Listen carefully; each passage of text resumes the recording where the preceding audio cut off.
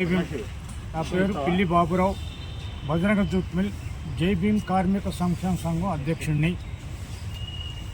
ఈరోజు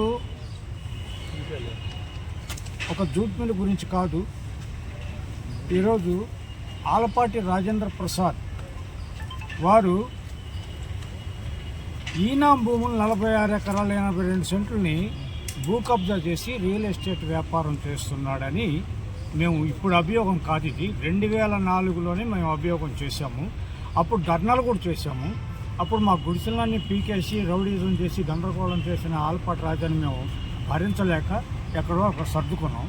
ఇప్పుడు చంద్రబాబు గారు ల్యాండ్ గ్యాబరింగ్ అంటే బలహీనుల్ని బెదిరించి భూములు కబ్జా చేసినా, ప్రభుత్వ భూములు కబ్జా చేసినా వాళ్ళ మీద ల్యాండ్ గ్యాబరింగ్ సెక్షన్ పెడతామని చెప్పేసి 14 ఏళ్ళు శిక్షలు పడేటట్టుగా మేము చట్టాలు తీసుకొచ్చామని చెప్పేసి అన్న తర్వాత మాకు ధైర్యం వచ్చింది.